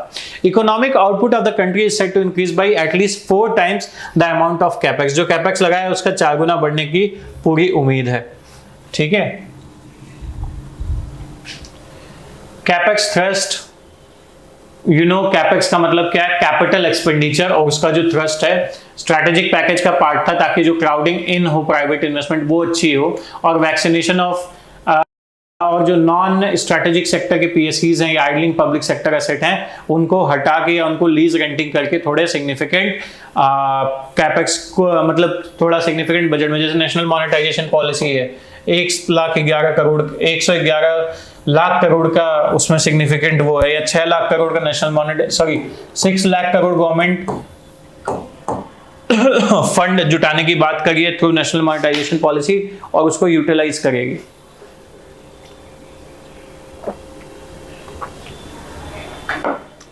थ्रस्ट कहां से पता लग रहा है, गवर्नमेंट ने सिग्निफिकेंटली कैपेक्स बजट बढ़ाया है और highly Bayern direct tax revenue collections और जीएसटी कलेक्शंस ने इंश्योर किया है इकोनॉमी बढ़ रही है with the capex budget also and they have insured कि कैपेक्स बजट को बढ़ाया जा सकता है।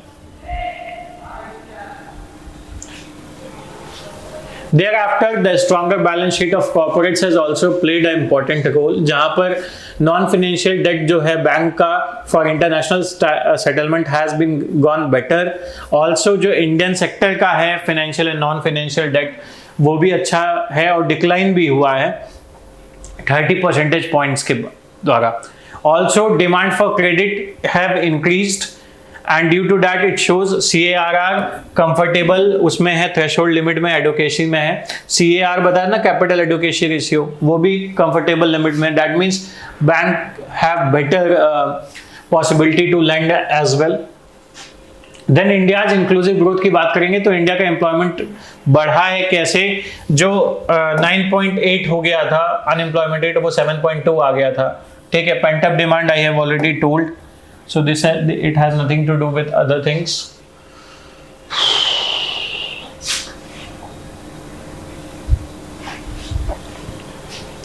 Thereafter, emergency credit line guarantee scheme of the government for MSME sectors and other sectors also, where the government has planned to give unsecured loan to MSMEs at the center's Atmanirbhar Bharat package, so that जो liabilities हैं, operational liabilities हैं, वो meet out हो सके MSMEs की और support कर सके उस पर, ठीक है। So I have told you operational liabilities और ये सारी चीजें point है यहाँ पे। Thereafter, government schemes, MG NREGA ने भी हेल्प की है, पीएम किसान ने हेल्प की है, नेशनल फैमिली हेल्थ सर्वे भी बताता है कि रूरल वेलफेयर इंडिकेटर्स में इंप्रूवमेंट आया है with passage of time. Also recovery का आउटलुक देखेंगे तो इंडिया की जो रिकवरी हुई है पैंडेमिक के बाद was relatively quick then other countries, and also growth in upcoming year will be supported by solid domestic demand which is increasing day by day, year by year also, और capital investment भी pickup की है। Also, rising non-performing assets, low credit growth rate, and declining growth rates of capital formation caused by excessive lending witnessed in the first decade plus is now behind us. मतलब it may come, but ऐसा exactly होना नहीं होना is still in a situational thing. और budget जो capital expenditure है वो 2.7 times बढ़ाया है गवर्नमेंट ने पिछले 7 सालों में. So that is also a good thing by the government. Also there are certain challenges, जैसे कि हाई इन्फ्लेशन हो सकता है, टाइटन जो फाइनेंशियल कंडीशंस हैं उन्होंने भी इम्पैक्ट किया है, स्ट्रॉन्ग डोमेस्टिक डिमांड है but commodity price will also increases, जो इंडिया का इंपोर्ट बिल बढ़ा रहे हैं, also contribute to unfavourable development in current account balance, this will, they are connected and they will lead to it. If we talk further about it, the upside to India's growth outside arises from limited health and economic fallout है rest of the world की अपेक्षा due to vaccination and other things, and it has led to normalization of supply chain. जैसे कि Omicron आया तो Omicron में हमने बहुत कुछ बंद नहीं किया, ज़्यादा चीज़ें खोल रखी थी, एंड विद डैट जो सीरियस है उन्हीं को हुआ था. अगेन द प्रोजेक्शन इज 6.5% की ग्रोथ रेट फाइनेंशियल 24 के लिए गवर्नमेंट ने सोची है, और लाइक टारगेट सोचा, प्रोजेक्ट किया है, और एस्टिमेशन जो प्रोवाइड भी कर रहे हैं वो वर्ल्ड बैंक, IMF, ADB जैसे लोग कि it will reach further in a better position. So this was it from chapter 1 of economic survey, and with all these points you have enough and sufficient points to add on in your answers, whether from mains perspective or from any other perspective. So this was it from economic survey part 1, that was state of Indian economy report, where you have seen with certain set of challenge the economy has recovered from the phase of going down, contraction and all after COVID thing and Russia-Ukraine war के अगर उसमें देखें तो, and also with tightening the monetary policy, government has tried to do the inflation targeting at the same time. ठीक है, और भी बहुत सारे पॉइंट्स हैं जो मैंने आपको बताए हैं that you should remember from your class perspective and also for your knowledge perspective that can be asked in your examination, so you have to be prepared in a full-fledged manner. So thank you so much for today for joining me here. Next class में हम external sector of India discuss करेंगे, and that will be our one of the last topic, and after that certain more things are left. So economy I have completed to a larger extent, at least 95% of the syllabus has been covered now. So it's your job to solve the questions of prelims as well as mains, और उसके बाद you come back to me via the platform we have been connected from last almost 1 month or more than that. आपको वो सारे points समझने हैं, and with all those points definitely economy is going to be one of the easiest subject for you, and also